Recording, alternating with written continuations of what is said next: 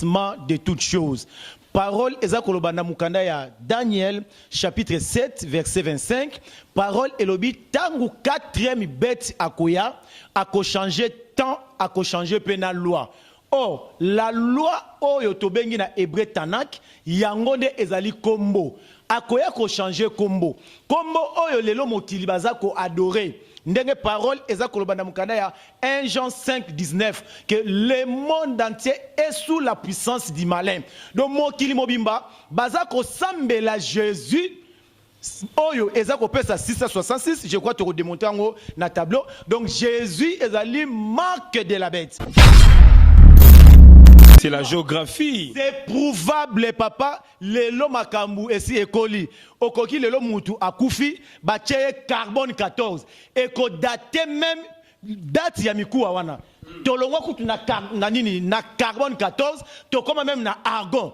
Eko date yango scientifiquement eza ko prouver même ata inane scientifique ya makasio nani papa la biso Cheikh Anta Diop a prouvé ki yango na Allemagne. Na Allemagne, kutu place ba raciste, bazali na Allemagne, mais Cheikh Anta Diop a prouvé que l'Afrique est un berceau de l'humanité. Si koyo, lokola Afrique est un berceau de l'humanité. Bino moko boyel biso Bible, bolobi mutu ya liboso.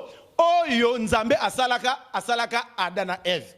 Omoni te ke mbala moko Adana Eve, bazalaki ba africain. Depuis que bandana nous y a confondu la Bible, tu écoutes déjà bah abomination. Déjà, et bandit déjà tant oiseau PC combo. Mais comment fait-il moto à l'oba même pas foncé? Comment fait-il au PC combo Jésus? Alors combo et yarana combo ya yé au choix. Tant on a zoé ça batu na ipsa qui a mis moi aux États-Unis que je salue. À l'obi, mais bino beaucoup rananan. Parce que bison la Bible tu ebi combo oya ezala ya Jésus na ipsi non. Vous êtes dans l'ignorance, c'est parce que la Bible a été traduite en français par rapport à le texte originaux hébreux. Au monde, on a un livre Louis II qu'on a commis, traduit d'après les textes originaux grecs, après le bac hébreu. Ce n'est pas ça. Nous sommes en hébreu et que sommes en hébreu parce que. Donc, aussi, il y a parlé à langue. Ce qui est dans une acte de Chaloakim, acte des apôtres. Chapitre 2. Balobi boy, batu oyo bayaki tangu bruit wana eyaki, batu wazo kama babi mais ndenge ni Jérémie ngana yebi azalaka muluba, mais azoloba na kimongo, ndenge ni c'était ça. Ezalaki ba langue oyo ezalaki na mokili. Mais lelo oyo shikalaba eza na langue nini ya mokili papa nanga Jérémie Luemba. Shikalaba eza na mnoko nini.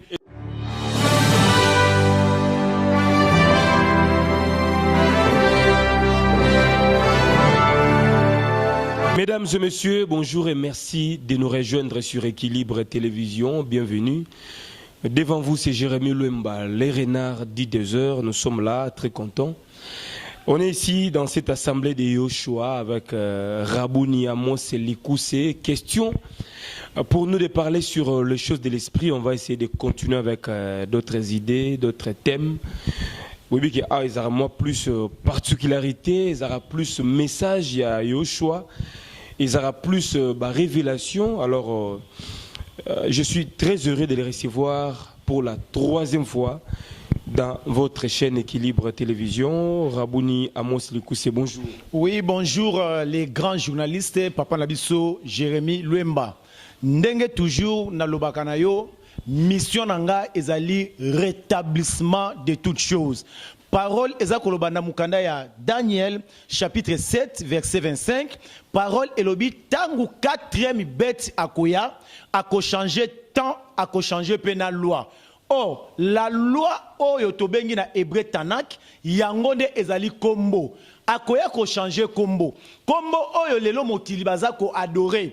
Ndenge parole eza kolobana mukanda ya 1 Jean 5 19 que le monde entier est sous la puissance du malin. Donc mokili mobimba baza ko sambela Jésus oyo eza ko pesa 666, je crois te redémonter en na tableau. Donc Jésus ezali marque de la bête. Ezali 666. Donc 4e bête mutu ayaki alongoli. Bien aimé, Tout le monde a musulman. Basambelaka Allah. Monde entier, attendez la zotia na lingala. Allah, c'est toujours Allah. Bouddha, c'est toujours Bouddha. Tshisekedi, papa Nabiso, Tshisekedi, ata ake Chine, ake na Hollande, partout. Barobenga Tshisekedi. Un nom propre reste invariable, papa Nanga, Jérémie Luemba. Mais, tu vas poser ta question, étymologie, combo yango ya Jésus, et où tu as. Jésus, étymologie nango, et où tu na grec. Jésus, qui veut dire poisson. Parce que les Grecs, bazaka makasi na biloko mibale, eza pêche et puis ezali na mapa. Yango bayaki kotia kombo ya Jésus. Bien aimé, même matin na mboka na biso. Okomona ba passer lokola ba Sonic Afuta. Oui, nazotanga komona c'est mon grand frère. Sonic Afuta akomaka même na télévision na YHWH. Yango ne kombo ya Yehoshua. Mais ate ya kayangote. Azo bateme pa ya Mwamba Ben Chadai. Na kombo ya Yoshua. Mais église na ye azote ya toujours na kombo ya Jésus. Papa la biso mutombo kalombo. Yepe akomaka YHWH akomaka kombo. Mais azote ya kombo te bazote ya Jésus. Donc to komi na temps oyo peuple il faut baye ba vérité. To komi na temps peuple il faut alongwa na ignorance. Bien aimé papa nanga Jérémie Luemba les grands journalistes. Ignorance ezana makambo ebele. Dans le maneti likamu ya parler à langue. Ce qui est dans le acte de Chaloakim, acte des apôtres, chapitre 2. Balobi boy, batu oyo bayaki tangu bruit wana eyaki, batu wazo kama babi mais ndenge ni Jérémie, ngana yebie azalaka muluba, mais azoloba na kimongo, ndenge ni c'était ça. Ezalaki ba langue oyo ezalaki na mokili. Mais lelo oyo, shikalaba. Shikalaba eza na langue nini ya mokili papa nanga Jérémie Luemba. Shikalaba eza na mnoko nini? Ezali langue ya Saint-Esprit. Ezali langue ya Saint-Esprit totanga Bible bien. Na pesi Acte chapitre 2.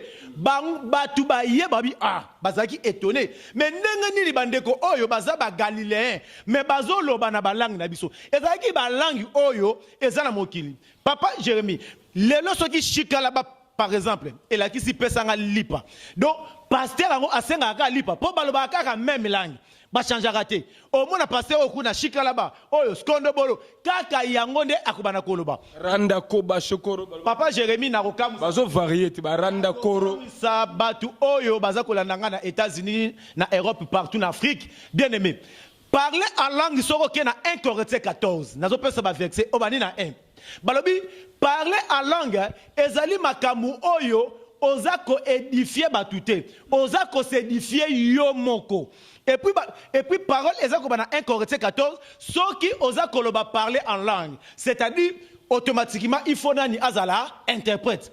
Si vous lelo ba musicien chrétien pour na corriger qui même comme wana chrétien basambelaka chrétité basambelaka Christ ce sont des chrétiens ba musicien chrétien wana tango bakotaka na studio po yango eza eloko eyaka na esprit studio enregistrer soki osali erreur na nzembo ezali makambo ya ba notes musicaux hein siko yo soki obandi koyemba ndenge bango bayemba kasiko alang enregistrer wana akatio donc siko soki oli obandela suna eloko yo eyaka na esprit. Et puis, va préciser bien, parler à langue, yo moko ozako s'édifier. Si quoi Jérémie Luemba, tant vous parlez à langue, ba musicien oyo ya Jésus, bozo yemba ngona banzembo. Bible epekisi elbi donc ozako s'édifier yo moko, mais tant oyemi na nzembo. Si quoi ozako ko édifier nani? Et puis tant oyemi na nzembo wana. Na studio, na concert, akobanelaka parler à langue wana ndenge ezalaki na concert. Mais eloko ezue mbala moko na esprit. Oh papa Jérémie Luemba, tozana musala ebele pour un message. Donc yoza contre les parler à langue. Papa, naza contre te parler à langue na pesi ba verset papa. Balobi parler à langue soki okoloba interprète azar. Siko yo oyembi yango na nzembo. Siko na nzembo siko batu siko yo bazoka interprète siko yo azanani. Oh bien-aimé papa nabiso Jérémie Luemba, il faut tolongola batu na lokuta ebele ezana kati ya mokili. Lelo oyo parole eza koloba ete mokili donc l'Afrique yango eza berceau ya humanité. Oui, on est à histoire même. Scientifiquement, c'est la géographie. C'est prouvable, papa. Lelo makambu esi ekoli. Okoki lelo mutu akufi bacheye carbone 14. Eko date même date ya mikuwa wana. Tolongwa kutu na nini na carbone 14, tokoma même na argon. Eko date yango scientifiquement eza ko prouver même ata inane scientifique ya makasi nani papa na biso Cheikh Anta Diop a prouvé ki yango na Allemagne. Na Allemagne, kutu place ba raciste, bazali na Allemagne. Mais Cheikh Anta Diop a prouvé que l'Afrique est un berceau ya humanité. Si koyo, lokola Afrique est un berceau ya humanité. Bino moko boye biso Bible, bolobi mutu ya liboso. Oyo nzambe asalaka Adana Eve. Omoni teke mbala moko Adana Eve, bazalaki ba africain. Papa Jérémy, bobi nzambe asalaki Adana Eve, batu ya liboso. Bino moko pe scientifiquement bo prouver que Afrique est un berceau ya humanité. Donc automatiquement, donc Adana Eve bazalaki ba africain. Et puis nakoyebisa yo, ba mindele ba ye ko tia makambo ebele ata batu ya église des noirs. Bazalaka na erreur ya kolobake Bible ndenge ezawana eza livre ya mindele. Non, Bible nyoso, tous les grands personnages ya Bible, ils étaient des hommes noirs. Par exemple, prophète Amunene, oyo même na judaïsme ba respectaka ye, prophète Moshe, faussement appelé Moïse, il était africain, né en Afrique. Et puis il était noir parce que tous les pharaons bibliques, ils étaient des hommes noirs. Siko yes Moïse soki azalaka mundele o akola ki nandaku ya pharaon comme koko ya pharaon yende mutu alingai kozwa ngwende ya pharaon noir et bongo koko na ye azala mundele Moïse noir. Même apôtre Paul ndeko tangela biso kuna papa na biso Seda ozui acte des apôtres chapitre 21 verset 37 à 38 toyoka apôtre Paul azalaki mutu mwindo. Donc ngana yo tondimani ete Égypte lelo ba mindele bozomona eza effet ya métissage. Égypte antique, ils étaient des hommes noirs. Donc lokola Moïse akola ki nandaka pharaon noir. Ozu lokola ba pharaon lokola ba banani ba Akhenator na mwasi na Nefertiti bazalaki batu mwindu. Tangela biso yango totala na apôtre Paul azalaki mutu mwindo. Oui. Au moment d'être introduit dans la forteresse, apôtre Paul tangu sikoyo balingi bazindisa ye, oui. Shaul dit au tribun, oui, continue. M'est-il permis de te dire quelque chose? Le tribun répondit, tu sais les Grecs. Tu n'es donc pas cet Égyptien qui s'est révolté dernièrement. Awa tirbe oyo alobi ete yozali Égyptien oyo te aouta ki ko révolté 4000 personnes à désert. Si koyo soki apôtre Paul azalaki mundele ba bien-aimé. Est-ce que tirbe oyo grec oyo alingaki atuna yeke yonde ozali Égyptien oyo te outa ki ko révolté batou? C'est clair. Abi yoza Égyptien te. Oh, l'Égypte antique, ils étaient tous des hommes noirs. Papa nanga Jérémie, race pire, race authentique, race ya ebandeli, race noire, yango ozomona bien-aimé. Bamindele basali bongo pour nous étouffer. Même à table bien-aimé, likambo oyo tolobi ya jardin d'Éden. Jardin d'Éden. Ce qui ozu na mukanda ya Genèse chapitre 2. Okomona parole eza koloba était jardin était à côté de l'Orient. Orient c'est Asie. À côté de l'Orient. Et ça veut dire à côté des Occidentaux là-bas. À côté de l'Orient, c'est en Afrique. Et puis, le jardin était en Éden. En Éden, on a tangu siko bazo tia ba fleuve oyo ba mayo e bimi na jardin. Bien aimé, ozomona mingi mingi, ezo tomber en Afrique et puis en Afrique centrale. En Afrique centrale ba bozui, net na Congo na biso. Aucun pays na monde, biso tozana toutes sortes de richesses na mboka oyo. Mobutu doke babilo musu ba manangeze ba nino doke tosela ba téléphone ba di ba kolta ayeba kité bozui nyonso ba tia na jardin d'Éden. Jardin d'Éden c'est en Afrique.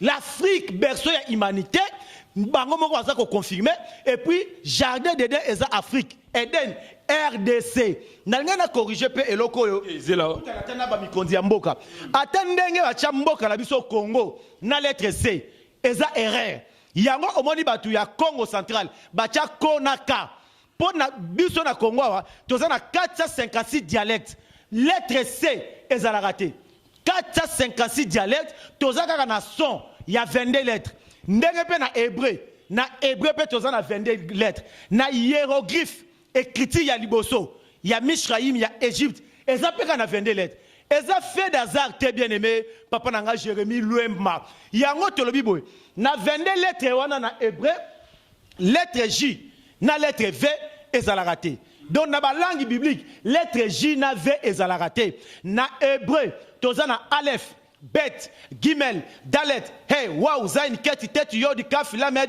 même Nun, Samek, Ain, Pet, Chade, Kof, Reshin et Tao. Tozan a 22 lettres. Na grec, nous avons alphabet, gamma, delta, epsilon, jeta, eta, teta, iota, kappa, lambda, mu, nuxi, omicron, pyro, sigma, tau, ypsilon, phi, chip, psi, oméga. 24 lettres. Jinave, ezate, papa, Jérémie, Luemba. Oh, apôtre Nabiso, Aouti, Canada. Apôtre Aouti, Canada, Ayebi, Makambo, tendenge nini. Comment bakobenga ye Jéhovah? Bakobenga ye Jésus. Ndenge nini aussi longtemps, ba lettre wana na ba langue biblique, ezalakate. Bien, mesdames et messieurs, comme vous le constatez, Rabouni Amos Likoussé, l'homme de vérité, l'homme de révélation, est encore là chez nous. Il est disponible pour nous éclairer certaines lanternes, mais le débat reste ouvert parce que Marambou Azoloba, c'est vrai, il a tiré la référence dans l'histoire et consort, l'Afrique est le berceau de l'humanité, mais il dit encore que cela prouve que Adam et Ève comme étant les premiers créatures basalara en Afrique. Je crois que le pasteur va au Labiso pour apporter peu de lumière. Et puis, il y a un jardin d'Éden. D'après votre entendement, que les en Afrique, et là, tu contredis certains prophètes au Israël. Pour baser en Israël, c'est là.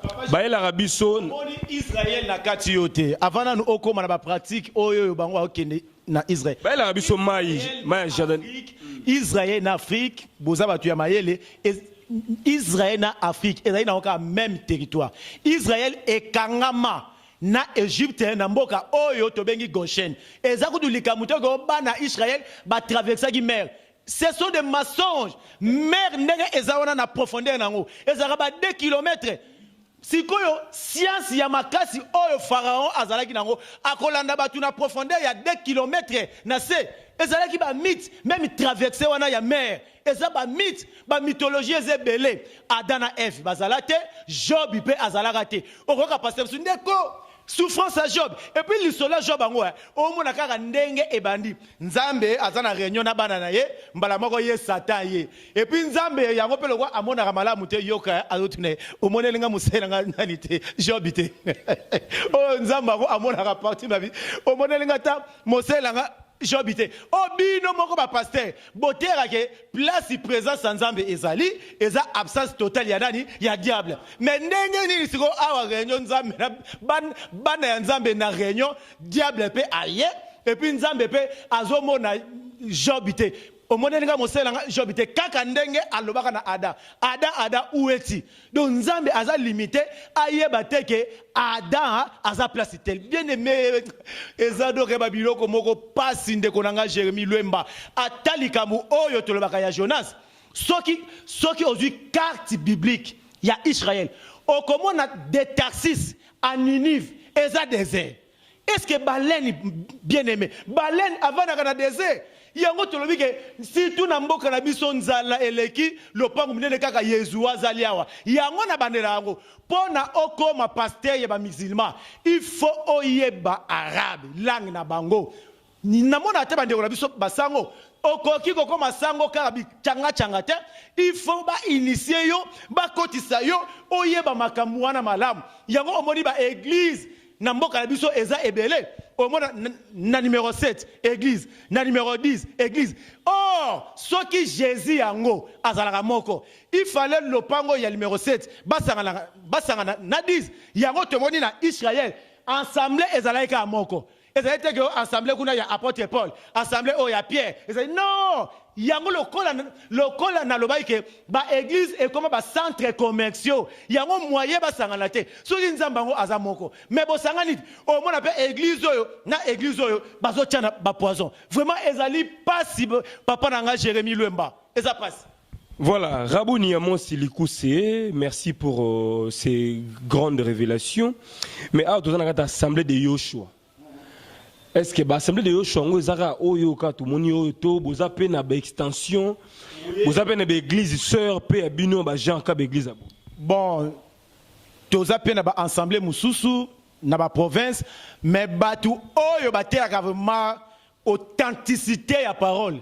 Eza awa place papa na bino Rabouni Amos au moins na batu mususu azana assemblée de Yoshua mais azolte ya Yoshua Amashia o Amashia wana elakisi we mutu oyo ba wendraka ye aza inférieur donc akoki kozala Amashia te po ayebisaki même Moshe na ba ustensile ya tabernacle o wendre pe yango même bisalelo oyo ezalaki na kati ya tabernacle ezalaki pe ba Amashia siko obenge Amashia ndeni ata bato même ata basambela kombo ya Jésus tango ata ange yango ayaki na kombo ya Jésus kasi to se persona bino na kombo ya Jésus est-ce que aloyi ke mwana wana kombo na ye ekozala Jésus Christ même ata ba chrétien ba se posera te ke kombo même ya Christ ebimela wapi pour ange appelle ça kaka Jésus kaka mais Christ lelo yango pe na bato oyo pe olobi batia ka message okomona azote ya Yoshua atiena Amashia asangisi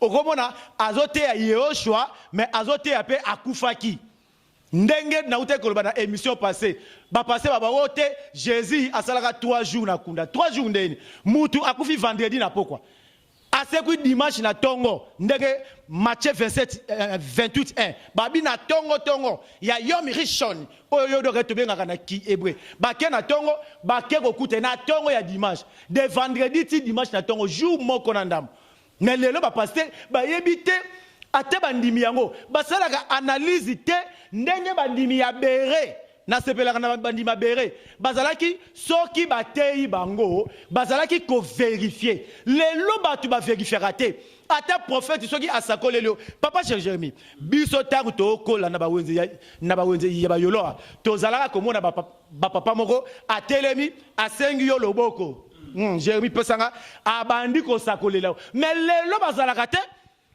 lelo bazalaka te banganga kisi wala tu ba kote na ba église bangola nde bakoma prophète prophète aza po asakolaka makambo ya batu te prophète aza ndenge nga nazo zongisa batu na vérité nazo zongisa batu na kombo oyo ange Gabriel ayaki nango tangu wana pe français ezalaki te au temps des apôtres la langue française n'existait pas français est bimi na la 476 na 5e siècle mais ba apôtre souka ya Bible apôtre Yehohanan faussement appelé Jean tale kombo na ye ezalaki Yehohanan mais bango na français batie Jean o kombo ezalaka significatif Yehohanan wana pona ni tata na ye na mama na ye bazalaki ba stérile Yehoshua asali bango grâce apesi mwana kombo Yeo c'est l'abréviation de Yehoshua Hanan qui veut dire grâce bapesi mwana kombo Yehoshua fait grâce mais yo otiango Jean est-ce que Jean na français et là qu'est-ce que vraiment bien aimé papa nangai Jérémie français nde mutu ebomi makomi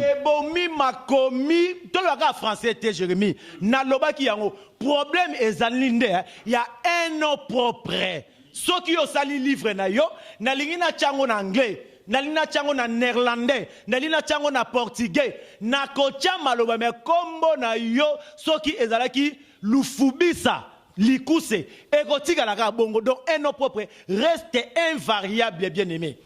Bien, merci mesdames et messieurs, vous nous suivez à travers les cosmos, à travers les mondes de partout vous nous regardez. Merci pour votre particulière attention.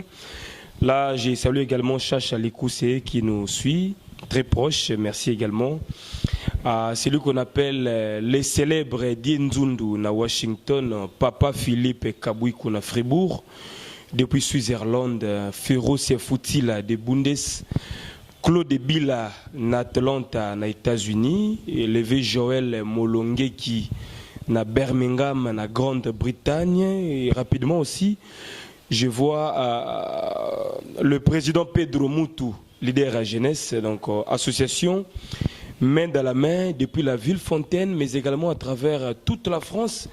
Et là, nous sommes en train de parler sur la spiritualité. Je crois que le docteur Simon Mundemba, Nazambi, il est d'accord avec nous. Alors, Rabouni Amos Likousé, Maramo Zoloba, c'est vrai. On a observé que dans chaque émission, il n'y a pas moins de 40 commentaires. Les gens sont touchés. Les gens sont curieux d'apprendre, de connaître, de découvrir. Mais c'est un peu réticent. Parce que mais ça dans l'évangile, selon Marc, selon Matthieu, selon tel pasteur, selon tel prophète, ce n'est pas du tout facile. Il y a changer conviction à Bango. Mais dans le stade moko il y a observé, balanda yo jusqu'au bout, ceux qui ont se trompé. Vous voyez la réalité? Ni tu as le big comme Yoshua, de Yotunuga assemblée de Yoshua point. Il y a machi ya wana pe sous-souté. Donc nalinga koloba na bande konyo so baza kolanda. Mais tu invoques bon na ba prière. Bon elle t'entend le baka El Shaddai, El Jibor, Elohim, biloko na tout. Yango na lobaki batu baye baka ba étymologie. Neti El Shaddai, ce que aujourd'hui Bible de Jérusalem na mukanda ya Bereshit, forcément appelé Genèse 17:1. Ba koye biso ke El Shaddai est la divinité babylonienne. Donc batu bakenda kana ba étymologie. Tu comment qu'on invoquer n'importe qui. Donc n'importe quoi, n'importe qui. Yango parole ezako bana acte 4:12. Il n'y a de sali à aucun autre nom. Donc sali ezana ba titre traité. Le sali est consigné dans les noms. Yango omoni na 1986 président ya ex-URSS Mikhail Gorbatchev alobaki ke na Afrique centrale Nzambe seloye ako se révéler. Yango peut à se révéler parce que alobaki ke Ayamsi Daniel, c'est le makambu oyo, ça va se révéler au temps de la fin. Nabi makambu ezali fait d'azarte, nga date de naissance nanga. Et puis ça ndenge mona kombo yamokeli. Je crois bananga bazawana. Date nanga na botama le 5 janvier 1973. Soki au calcula ngo et puis ça 26. Kombo yamokeli, eza YHWH. Y en hébreu eza 10e lettre. H eza 5e, W eza 6. H Yasuka eza 5 et Kopeso 26. Na Congo pe tozana 26 provinces. Yango omoni carte ya RDC. Soki obeti carte ya Capernaum na internet. Au moins 680 pays au monde.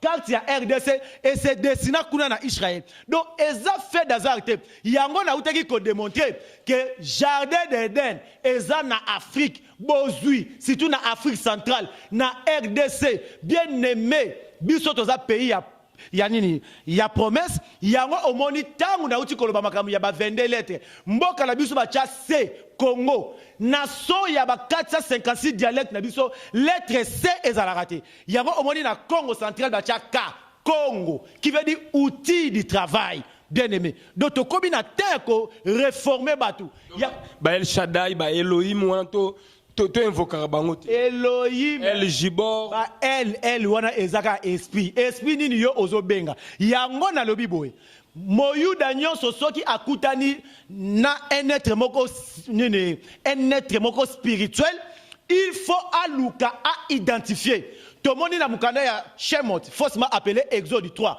tangu Moshe akutani na buisson donc alingi a identifié a tourné qui est-il. Tomoni pe na acte 9 apôtre Paul tangu akutani na Yehoshua na nzela ya Damas a tourné pe kaka qui est-il. Mais les lobbies sont denga na uti koloba. Soki ka prophète a prophétisé le yo. Oyebi ata esprit oyo eza kolobela ete mbala moko fanatique. Yango omoni na mukanda ya Deutéronome 13 1 à 13, babi même moi si na yo, même moi na yo, a prophétisé le yo, mais ce qui a détourné yo na parole. Oh la parole c'est le nom. La parole na parole na hébreu et peut ça même racine na combo. Parole c'est Hadewar. Et puis ça appelle 26. Donc la parole c'est le nom. Donc tu ne peux pas prêcher la parole sans le nom de Yehoshua. Donc, tout dans le monde, à Jésus, ezali néant. Yango azako bayete, na mukolo ya suka wana, na kowanga na binote. Botika la kozala, ba serviteur ya iniquité. Oh, l'iniquité, c'est l'abandon du foi. L'abandon de la foi. Oh, la foi, c'est le nom. Bien aimé. Donc il faut que tu aies combo de kondi manabiso kaka na combo ya Yehoshua. Yehoshua ezali combo oyo Myriam faussement appelé Marie na Yosef mutu ba pesa kite mwana apesa tata combo te ndenge kaka na mukanda ya Exode Moshe faussement appelé Moïse ye mutu apesa ki combo te. Donc, Yemoko Yehowa na ancienne alliance, il s'est révélé na kombo na.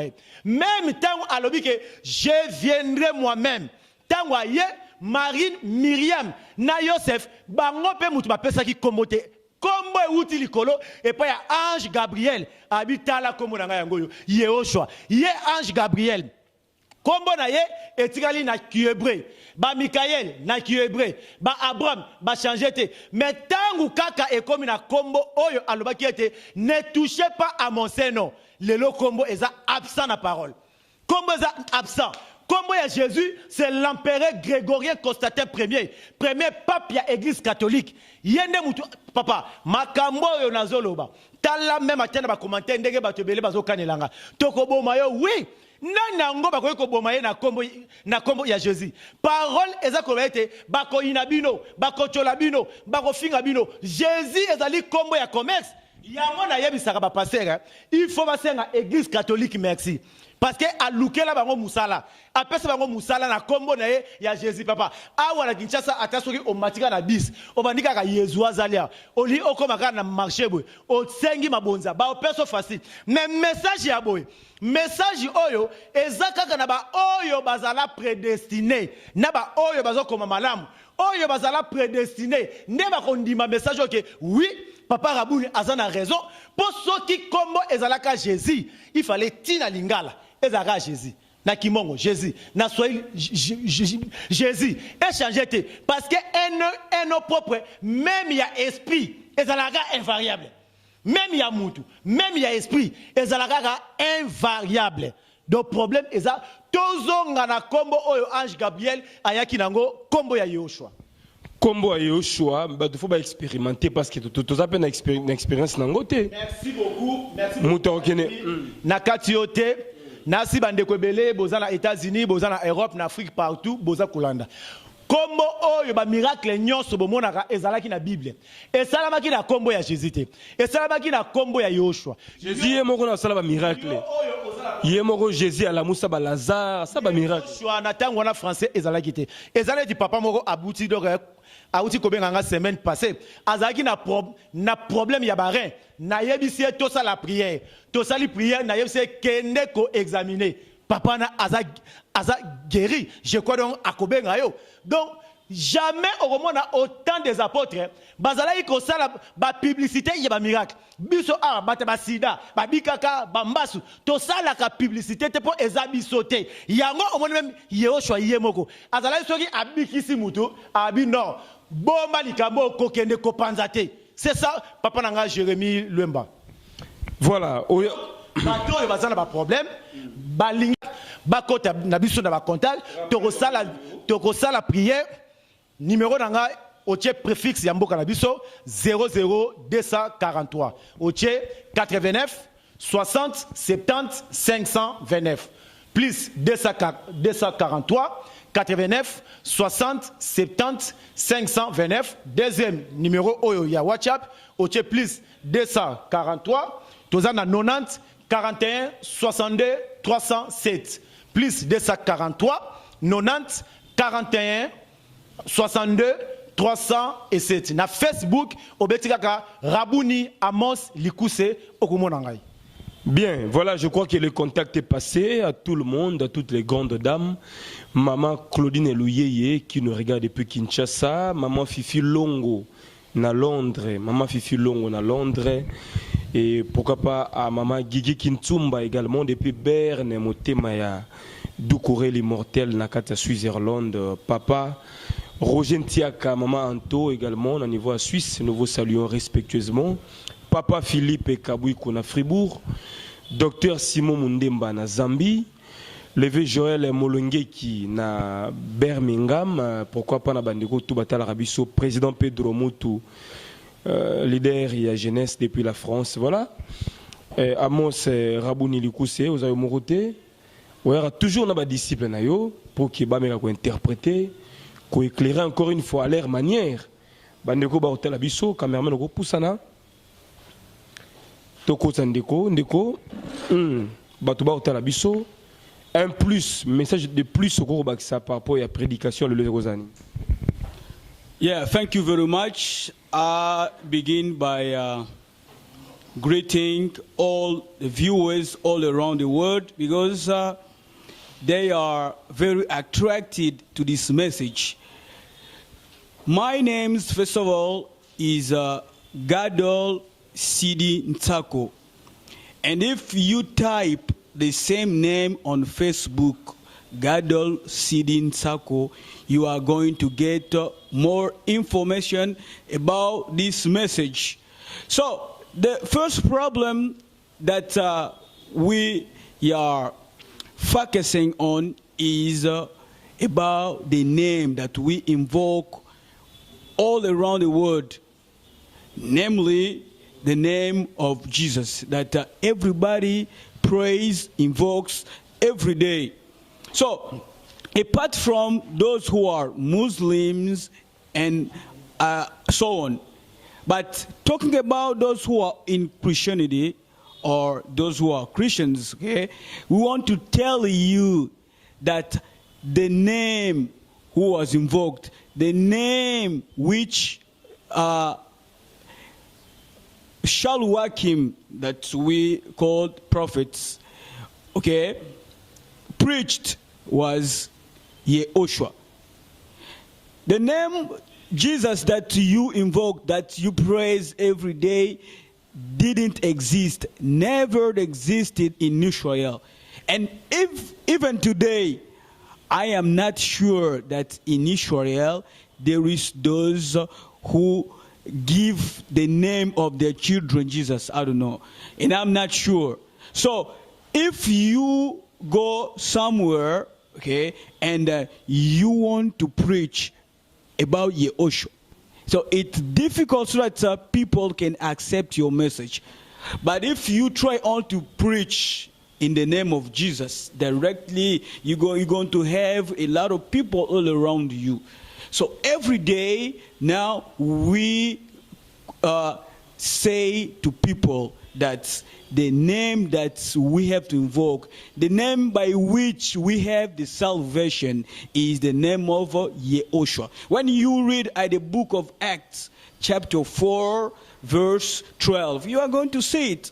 Okay, the only name by which everybody will get to the salvation is the name of Yehoshua. Because when you have a look even at the Bible, you are going to see that the French language never existed over there in Israel. Okay, never existed. How come they can call him Jesus?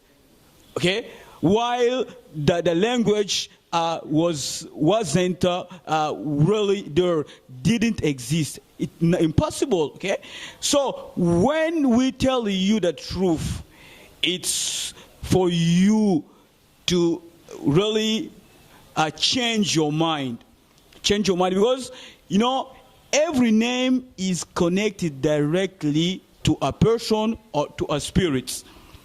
You are going to see that, okay, if you want to call somebody that you don't know the name, okay, you can tell somebody else to touch him, okay, but when you want to call a spirit, you cannot touch him. It means that you have to know his name, okay, his name. But now, if you invoke the name of Jesus, you have to know directly that you are invoking a spirit to which that name belongs.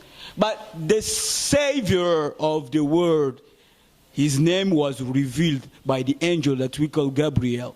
It was Yehoshua. It's the name that you Christians have to invoke. So I will finish by saying to everybody who sees this video all around the world that we have a concern for you to change, okay? So I want to greet my head brother Sugar Odinanga. I want to greet Soleil Swekila in Europe and Benjamin Gamba in United States of America. So thank you very much. You are going to have more information even on WhatsApp because you have already the number, I'm sorry. Thank you very much. Thank you. Merci frère. Je crois que anglophone s'est retrouvé. Vous nous suivez de partout, en Afrique du Sud, Kenya, États-Unis, Canada.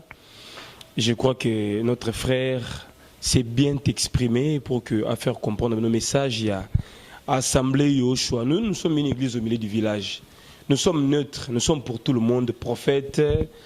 Chacun a une spiritualité, tu es mbarabatutu, aux kimbangistes, aux ali salutistes, aux angunza. Donc il y a de la place pour tout le monde. Venez éclairer la religion. Je crois que Batou Barzala tout à fait d'accord Nabino. Alors les frères aussi, tu bénéfices combo et puis moi. Message retenu ou bien où vous en avez libéré. Bonjour Ndeko. Bonjour, salut à tous. Je me présente au nom de Clève Malanda. Tous ban assemblée Ami Yoshua. Ndenge papa Nabuso a outil déjà kolba makambo un peu belé awa. Donc mon frère Jérémie Nebisayo mokili oyo toza un peu na ba problème moko donc catastrophique. Depuis que bandana nous ya ko la Bible tokuti déjà ba abomination. Déjà, et bandit déjà tant oiseau PC combo. Mais comment fait-il Mouto à l'oba même pas foncé? Comment fait-il au PC combo Jésus? Alors combo et yarana combo ya yé au choix. Tant on a zoé sa batouna ça qui a mis moi aux États-Unis que je salue. À l'obi, mais bino beaucoup rananan. Parce que bison la Bible te ebi combo oya ezala à Jésus. Non. Vous êtes dans l'ignorance, c'est parce que la Bible a été traduite en français par rapport à le texte originaux hébreux. Au monde, on a un livre Louis II qu'on a commis, traduit d'après les textes originaux grecs, après le hébreu. Ce n'est pas ça. Nous sommes en hébreu et en hébreu parce que la langue que Yahushua connaît comme l'authenticité de son nom, c'est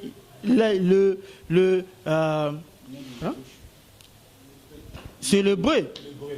Donc, mon frère Jérémie qui a trop de confusion. C'est parce que il y a des choses où ils ont na mutu, tozo bateto lo bango na lolenge nini. Ozomo na ba Bible déjà 30% y a ba enseignement biblique oyo ba romain ba grec ba tcha. Ce sont des choses qui on peut l'appeler comme des choses maçonniques. Bateau bazana ba monde un peu à l'intérieur. Bayebi o babengi les francs-maçons et les Illuminati mon frère. Bazoa 30% ya ba enseignement na ba bacha na katia Bible. Nouvel ordre mondial.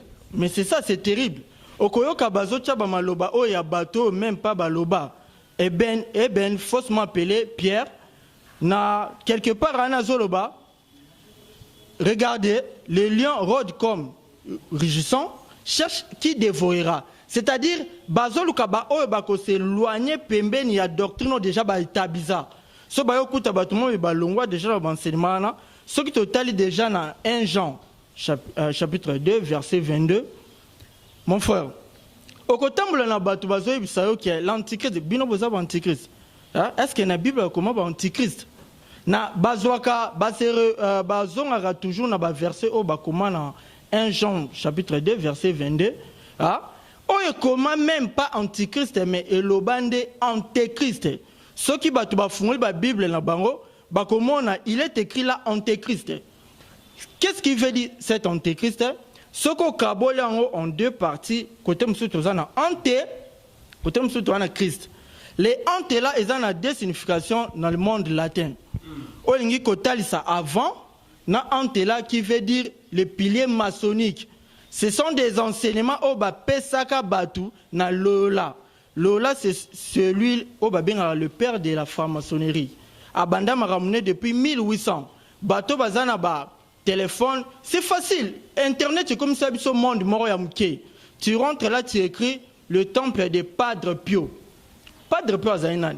Azam Moutou, oh, wapi, tant oiseau, tu as un temple en Italie, pour na bimsango, qui est un temple chrétien, ezaki na évêque moko azalaki na kati wana komone Jacques aétablisa baloi moko boye oyo azotalisa bazoloba nini soki okoki kotala s'il vous plaît toza na makambo ya connaissance awa. Qu'est-ce qu'il veut dire ici? Toza na livre ya Padre Pio soki bato télécharger yango boyoka oyo ekomamia la substitution de la Sainte Trinité par la phénométrale et le blasphématoire satanique, maçonnique et des triples trinités. Cette nouvelle église n'est pas une église catholique, mais un temple maçonnique ou mieux un temple satanique qui glorifie la franc-maçonnerie et son dieu, Bâtier Écart Baromi Lucifer. La substitution de Jésus-Christ par Lucifer comme le rédempteur de l'homme. Substitution laxini. Papa ici ko vandi wana to longolo to tchende ye. Pobo kanisa le roi ye wana nde mobiki c'est or que zaki paye. Voilà. Il y a à boire et à manger, mesdames et messieurs. On est un disciple, donc chacun essaie de donner son point de vue, mais éclaircir Bissot, selon ma commis, hein, on n'a rien inventé, alors nous sommes là, nous continuons à travailler pour que la religion soit éclairée. Merci Ndeko, peut-être to Chitena Rabouni. Papa Jérémie, problème kaka ezaki parole ezako bana Jean 8 32, vous connaîtrez la vérité et la vérité vous affranchira.